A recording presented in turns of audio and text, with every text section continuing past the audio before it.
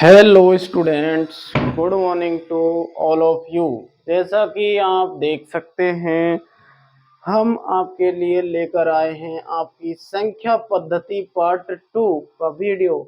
Class 9th mathematics part 2 लेकर आए हैं। पार्ट 1 हमने इससे पहले करवा दिया था आपको, और ये आपकी बुक है 9th क्लास की मैथमेटिक्स की, एनसीईआरटी बेस पर आधारित। इसमें से हम आपको करवाएंगे पार्ट 2 संख्या पद्धति, जो चैप्टर फर्स्ट है उसका पार्ट 1 कल करवा दिया था, और पार्ट 2 हम आज करवाने जा रहे हैं। इसी तरह हम पूरा इसका सिलेबस वो कोर्स पूरा कंप्लीट करवाएंगे, जो भी इसमें दे रखा है। संख्या पद्धति, बहुपद, निर्देशांक ज्यामिति, दो चरों वाले रैखिक समीकरण हैं।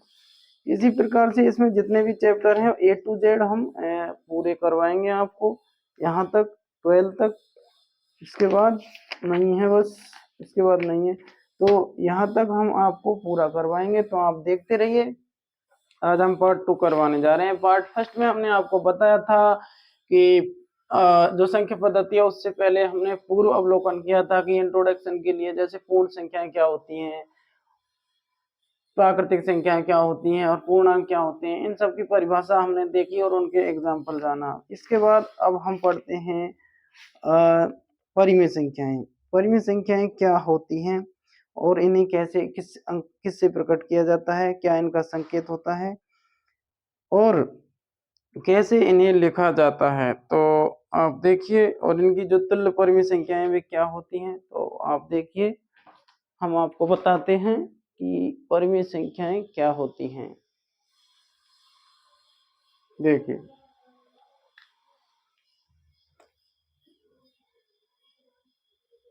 चलो संख्या पद्धति पार्ट 2, जिसमें हम पढ़ने जा रहे हैं परिमेय संख्याएं। परिमेय संख्याएं क्या होती हैं और परिमेय संख्याओं को किस रूप में लिखा जाता है। तो देखिए, परिमेय संख्याएं क्या होती हैं। परिमेय संख्याएं, और इससे पहले हम पढ़ चुके हैं, हम आपको बता दें कि पार्ट फर्स्ट में हम पढ़ चुके हैं पूर्ण संख्याएं, यानी सबसे पहले प्राकृतिक संख्याएं पढ़ी, फिर पूर्ण संख्याएं पढ़ी, फिर पूर्णांक पढ़े, यानी 1 2 3, यानी पूर्णांक के बाद हम पढ़ रहे हैं पार्ट 2। वो हमारा पार्ट 1 था। तो जैसे पूर्णांक है उसके बाद चौथे नंबर पर आता है परिमेय संख्याएं। चौथे नंबर पे आएगा आपका परिमेय संख्याएं। परिमेय संख्याएं क्या होती हैं, ये सारी संख्या पद्धति के अंतर्गत ही हैं। परिमेय संख्याएं, परिमेय संख्याओं को इंग्लिश में कहते हैं रेशनल नंबर, RATIONALNUMBERS। ये हो गई आपकी परिमेय संख्याएं। तो परिमेय संख्याएं क्या होती हैं, इन्हें संख्या रेखा पर कैसे प्रदर्शित किया जाता है वो बाद में देखेंगे, लेकिन परिमेय संख्याएं होती क्या हैं। तो जिन संख्याओं को P/Q के रूप में लिखा जा सकता है उन्हें हम परिमेय संख्याएं कहते हैं, जहां P और Q पूर्णांक है। अब पूर्णांक क्या होते हैं ये हमने पहले पढ़ लिया था, तो अच्छी तरह समझ जाएंगे, क्योंकि जो वर्ड आएंगे, जो शब्द आएंगे इससे रिलेटेड हम आपको पहले ही बता देंगे। तो पूर्णांक पहले ही बता दिया। तो ऐसी संख्याएं जो P/Q के रूप में लिखी जा सकती हैं उन्हें परिमेय संख्याएं कहते हैं, जहां पर P और Q दोनों क्या हैं, पूर्णांक हैं। यानी P और Q किस में से लिए जाएंगे, पूर्णांक में से लिए जाएंगे। यानी कि पॉजिटिव, नेगेटिव और जीरो, इनमें से ही P और Q को लिया जाएगा। लेकिन Q is not equal to zero, यानी Q जीरो के बराबर नहीं होना चाहिए। Q को जीरो नहीं लेंगे। यदि Q जीरो ले लिया तो वो परिमेय संख्या नहीं होगी। देखिए, हम डेफिनेशन लिख देते हैं आपको कि परिमेय संख्याएं क्या होती हैं। तो अब परिभाषा लिख देते हैं, परिभाषा क्या होती है इनकी। तो डेफिनेशन जिसको बोलते हैं, तो परिभाषा, वे संख्याएं कौन सी संख्याएं, वे संख्याएं जिन्हें P/Q के रूप में, P/Q के रूप में लिखा जा सकता है। क्या किया जा सकता है बच्चों, लिखा जा सकता है। वे संख्याएं जिन्हें P/Q के रूप में लिखा जा सकता है, लिखा जा जाता है उन्हें हम परिमेय संख्याएं कहते हैं। उन्हें परिमेय संख्याएं कहा जाता है। उन्हें परिमेय संख्याएं कहा जाता है। जिन संख्याओं को हम p अपॉन रो क्यू के रूप में लिख सकते हैं उन्हें परिमेय संख्याएं कहते हैं। अब ये शर्त आती है कि ये तो हमने देख लिया कि p अपॉन क्यू के रूप में ठीक है लिखा जा सकता है, लेकिन वे कौन सी संख्या होंगी, वे कौन सी संख्या होंगी जिन्हें हम p अपॉन क्यू के रूप में लिखे जा सकते हैं, वे संख्या हम कहाँ से पुटअप करेंगे, किस समूह में से लेंगे, किस जगह से हम उन्हें लेंगे और उनकी कंडीशन क्या होगी। ये देखिए, ये तो हो गई डेफिनेशन सीधी सादी। वे संख्या जिन्हें p अपॉन क्यू के रूप में लिखा जा सकता है उन्हें परिमेय संख्याएं कहते हैं। ठीक है, हमने याद कर लिया, लेकिन वो होती क्या है, तो देखिए इनकी शर्त कौन कौन सी होती है कि जहां, अब ये शर्त है कि जहां p और q, p और q, जहां p और q पूर्णांक हैं, p और q क्या हैं, पूर्णांक हैं, यानी कि p और q हमेशा पूर्णांक में से ही लिए जाएंगे। जहां p और q पूर्णांक हैं तथा q is not equal to 0, यानी q का मान 0 के बराबर नहीं होना चाहिए। यदि q 0 हो गया तो वो परिमेय संख्या नहीं होगी। ये आप अच्छी तरह से समझ लें कि यदि q 0, यानी नीचे वाला जो है हर, ये अंश है और ये हर है, यदि ये वाला 0 हो गया तो वो कभी भी परिमेय संख्या नहीं होगी। तो आप देख सकते हैं। अब आपको हम एग्जांपल देते हैं कि जैसे आप कहोगे कि जो पूर्णांक है उसमें से हमने ले लिया -3, इसके बाद q का मान ले लिया 2, तो कहोगे कि ये पूर्ण परिमेय संख्या है, बिल्कुल है, बिल्कुल है। जैसे 3/2 हो गया, और आप कह दो कि 0 ले लो, 0 ले लिया और 1 ले लिया, ये परिमेय संख्या है, बिल्कुल है, क्योंकि p अपॉन q जहाँ q is not equal to 0, q बराबर 1 है, 0 नहीं है, तो ये परिमेय संख्या है। इसके बाद लेते हैं 37 अपॉन ले लेते हैं 47, ये परिमेय संख्या है। तो इस तरह से ये परिमेय संख्याएं होती हैं, और q is not equal to 0, यानी q का मान 0 नहीं होना चाहिए, और भी आगे ऐसे लिखी जा सकती हैं। तो ये परिमेय संख्याएं होती हैं, और इन परिमेय संख्याओं को हम किससे निरूपित करते हैं, तो इन परिमेय संख्याओं को, यानी कि इन्हें q से, किससे, q से निरूपित या फिर प्रकट, इन्हें q से प्रकट किया जाता है। इन्हें किससे प्रकट किया जाता है, q से। जहां पर q लिखा होगा तो हम समझ जाएंगे कि ये कौन सी संख्याएं हैं, परिमेय संख्याएं। अब आप कहोगे कि सर जी ये तो रेशनल नंबर है, r है, और यहाँ पर q कैसे आया, जैसे पूर्णांक को z से डिनोट करते हैं, ऐसे ही परिमेय संख्याओं को भी r से नहीं बल्कि q से डिनोट करते हैं। क्योंकि वहां पर तो था कि जो जहलन था, जर्मन वर्ड था, तो वहां से लिया गया था z, और वहां पूर्णांकों के लिए हम z का प्रयोग कर रहे थे, लेकिन परिमेय संख्याओं के लिए हम q का प्रयोग क्यों कर रहे हैं, क्योंकि जो रेशनल नंबर, जो रेशनल है, वो रेशनल है जो अंग्रेजी के रेशो शब्द से लिया गया है।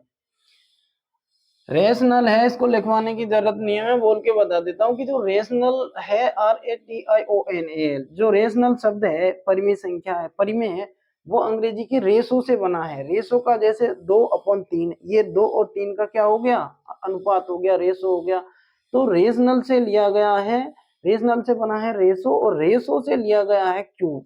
अब क्यू वहां उसके रेफरेंस में, रेशो के रेफरेंस में क्यू का अर्थ है कोसेंट, कोसेंट यानी भागफल होता है, तो वहां से लिया गया है क्यू। तो आपको तो बस ये याद रखना है कि परिमेय संख्याओं को हम क्यू से डिनोट करते हैं, तो इसको क्यू से डिनोट किया जाएगा। तो ये परिमेय संख्याओं की परिभाषा हो गई, और ये इसके एग्जाम्पल हो गए। अब देखिए आप कि जो परिमेय संख्याएं होती हैं, ये परिमेय संख्याएं, परिमेय संख्याओं का अद्वितीय रूप से निरूपण नहीं होता। हम क्या कहना चाह रहे हैं कि परिमेय संख्याओं जैसे 1/2 है, इसके तुल्य अपरिमित रूप से अनेक परिमेय संख्याएं होती हैं। जब 1/2 के तुल्य अपरिमित रूप से अनेक संख्या हो गई तो इसका जो परिमेय संख्या होती है इसका अद्वितीय निरूपण नहीं होगा। देखिए परिमेय संख्याओं का अद्वितीय निरूपण नहीं होता। जैसे मैं ले लेता हूं यहाँ पर जैसे ले लिया मैंने 1/2, 1/2 ले लिया, 1/2 इधर ले लिया मैंने 10/20, इधर ले लिया मैंने 30/60, इधर ले लिया मैंने 40/80। तो जब इन सबको मैं काटूंगा तो 1/2, 1/2, 1/2, 1/2, 1/2 ही आएगा। 10 दूनी 20, 30 दूनी 60, 40 दूना 80, यानी 1/2 परिमेय जो संख्या है ये 1/2, इसके तुल्य ही अनेक सारी अपरिमित रूप से संख्याएं होती हैं। इसलिए परिमेय संख्याओं का जो निरूपण होता है वो अद्वितीय नहीं होता। अद्वितीय का मतलब होता है यूनिक, ओनली एक सॉल्यूशन, एक हल। अद्वितीय यानी कि उसके जैसा कोई नहीं। तो इसके जैसे तो बहुत हैं, 1/2 है, 10/20 भी 1/2 ही है, 30/60 भी 1/2 ही है। तो ये सारे 1/2 का ही क्या है, अपरिमित रूप से ये इसके अनेक रूप हैं। तो ये इसके आप तुल्य परिमेय भिन्न कह सकते हो इसको। ये इसके तुल्य क्या है, परिमेय संख्या है। जैसे मैं कह दूं कि 1/3 के तुल्य परिमेय संख्या याद कीजिए, या मैं कह दूं कि 1/2 के तुल्य 5 परिमेय संख्या याद कीजिए। तो 1, 2, 3 और ऐसे और लिख देंगे। तो ये 1/2 के तुल्य क्या हो गई, परिमेय संख्याएं हो गई। तो हम कह सकते हैं कि ये परिभाषा हमने पढ़ ली है, इसका उदाहरण ले लिया है, परिमेय संख्याएं क्या होती हैं। और जहां पर P और Q असहभाज्य संख्याएं होती हैं, यहाँ पर P और Q क्या होगी, यहाँ पर P यानी कि जो परिमेय संख्या के P/Q के रूप में जब हम परिमेय संख्या को लिखते हैं,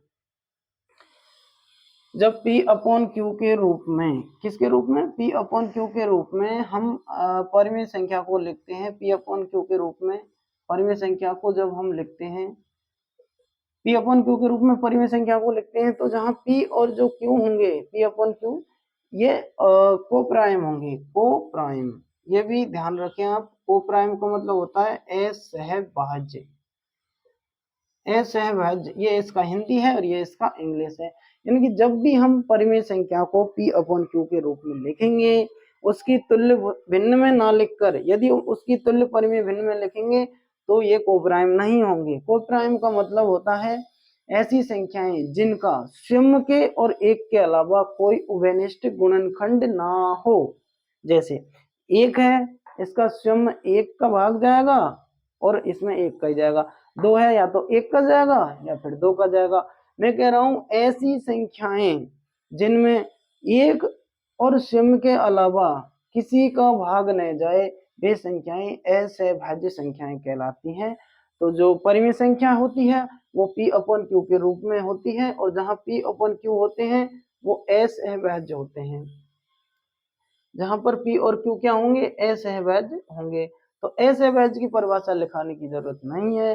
असहभाज्य वे संख्याएं होती हैं जिनका स्वयं के और एक के अलावा उनका कोई गुणनखंड यदि ना हो, तो हमें ऐसी कोई संख्या दिख जाए तो वो संख्या होगी कोप्राइम।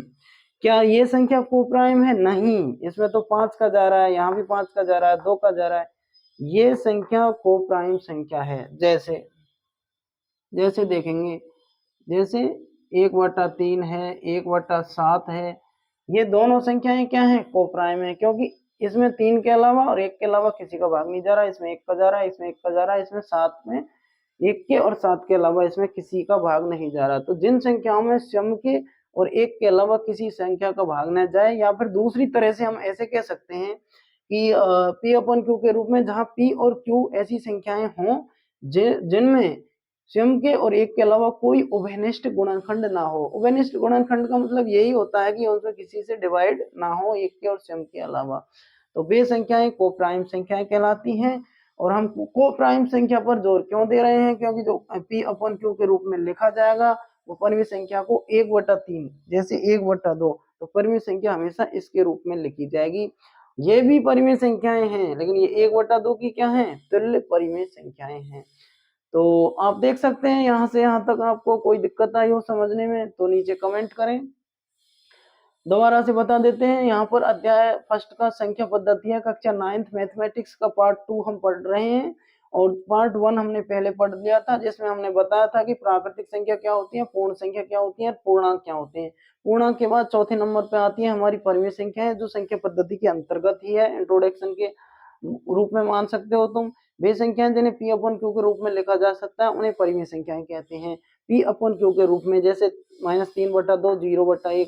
अब ये शर्त है कि जहां p और q क्या है, पूर्णांक है। पूर्णांक क्या होते हैं, जो प्लस वाले नंबर और माइनस वाले और जीरो इन सभी को मिला दें, प्लस वाले जाएंगे अनंत तक, माइनस वाले जाएंगे अनंत तक, बीच में जीरो है, ये सभी क्या कहलाते हैं, पूर्णांक कहलाते हैं, जिन्हें इंटीजर्स कहते हैं और जिन्हें जेड से प्रदर्शित करते हैं। तो उनमें से यदि ये दोनों हैं तो ये क्या होगी, परिमेय संख्या होगी। लेकिन q is not equal to 0, इसमें विशेष ध्यान दीजिएगा। यानी कि नीचे q का मान कहाँ, नीचे यदि 0 हुआ, जैसे ये होता 37/0, तो ये परिमेय संख्या नहीं होती। लेकिन यदि ऊपर 0 है तो चलेगा। तो इन्हें क्यों से निरूपित करते हैं, परिमेय संख्याओं का अद्वितीय निरूपण नहीं होता, यानी कि परिमेय संख्याएं यूनिक नहीं होती, उनके काफी सारे रूप होते हैं। जैसे उनके बहुत सारे रूप होते हैं, जैसे 1/2 के इतने सारे रूप हैं। तो 1/2 के यही नहीं, अपरिमित रूप से, यानी कि अनलिमिटेड बहुत सारे फॉर्म है किसके, निरूपण है 1/2 का। इसलिए बहुत सारे हैं, तो फिर अद्वितीय कहाँ से हुआ, तो इसलिए फिर ये यूनिक नहीं होता। तो परिमेय संख्याओं का निरूपण यूनिक नहीं होता। ये तुल्य परिमेय संख्याएं हैं 1/2 की। और ये p/q के रूप में जब हम परिमेय संख्या को लिखते हैं तो को प्राइम वहां पर p और q की वैल्यू क्या होनी चाहिए, असहभाज्य होनी चाहिए, यानी 1/3 1/7। यानी कि असहभाज्य यानी को प्राइम का मीन्स होता है स्वयं के और एक के अलावा उनका कोई फैक्टर ना हो। तो आपकी समझ में ये कंप्लीटली आ गया होगा, और यदि नहीं आया हो तो नीचे कमेंट करें। कोई भी दिक्कत आ रही हो समझने में, हम आपको कक्षा 9th मैथमेटिक्स का पूरा जितना भी इसमें सिलेबस दिया हुआ है, नई वाली बुक में 2023 की जो बुक है इसमें 9th की, इसका पूरा सिलेबस हम आपको करवाएंगे। 6-7 महीने में जितना भी टाइम लगेगा हम पूरा इस सेशन के लिए करवाएंगे, इसीलिए हमने अब जून से स्टार्ट कर दिया है। तो आप इसको ध्यान से पढ़िए और डेली जैसे हम पढ़ा रहे हैं ऐसे पढ़ते जाइए। यदि आप नहीं पढ़ पा रहे हैं तो बाद में एक साथ सारे वीडियो देख सकते हैं आप 2-3 महीने में, जैसे भी आपको सूटेबल हो। तो यहाँ तक ये कम्प्लीटली पढ़ लिया है। वीडियो आपको अच्छा लगा लाइक कीजिए, चैनल को सब्सक्राइब जरूर कीजिए और बेल आइकन को दबाइए, ताकि जब हम नया वीडियो बनाएं, जैसे पार्ट 2 है, कल पार्ट 3 आएगा, तो जैसे ही पार्ट 3 अपलोड होगा तो आपको नोटिफिकेशन के द्वारा सूचना मिल जाएगी, यदि आप बेल आइकन पर क्लिक कर देते हैं। सब्सक्राइब करने के बाद जो बेल आइकन होता है उस पर क्लिक करें, तो आपको जितने भी हम वीडियो बनाएंगे सबकी सूचना मिल जाएगी। और एक बात का ध्यान रखें, यदि पेरेंट्स इस वीडियो को देख रहे हैं तो वो अपने बच्चों के लिए इसको चैनल को सब्सक्राइब करके रखें, ताकि जब भी हम पढ़ाएं वीडियो डालें नया तो उन्हें सूचना मिल जाए। और अपने बच्चों को फ्री में हम पढ़ा रहे हैं, पूरा कोर्स करवाएंगे A to Z। हम 6th class 7th 8th 9th 10th इन सभी की मैथमेटिक्स के जितने भी क्वेश्चन हैं बुक में, अकॉर्डिंग टू स्कूल के सिलेबस के अनुसार जो बुक बनाई हुई है एजुकेशन डिपार्टमेंट में, उसके अनुसार हम चल रहे हैं। बाहर के कोई क्वेश्चन नहीं ले रहे, स्कूल के अनुसार हम चलेंगे और ये सारा हम कंप्लीटली करवाएंगे। इसलिए ध्यान रखें, चैनल को सब्सक्राइब करें, वीडियो को लाइक करें और अपने दोस्तों के साथ शेयर करें, ताकि उन्हें भी पता चल सके कि यहाँ पर पूरा कोर्स एकदम फ्री करवाया जा रहा है और बड़े अच्छे ढंग से पढ़ाया जा रहा है। यदि आप day by day completely continuously पढ़ते हैं तो रेगुलर आपको पढ़ना होगा, तभी आप हमारे साथ चल पाएंगे। ये नहीं कि एक वीडियो पढ़ा छोड़ दिया, नहीं। पेरेंट्स भी ध्यान दें कि उनके बच्चे यदि पढ़ रहे हैं तो वो ध्यान दें कि डेली जितनी भी वीडियो डलती हैं 1-2 उसे कंप्लीट कर लें और अपनी नोटबुक में लिख लें। स्कूल का ट्यूशन का वो अलग होता है, ट्यूशन की जरूरत ही नहीं पड़ेगी यदि यहाँ से आप पढ़ोगे तो thanks for watching the video.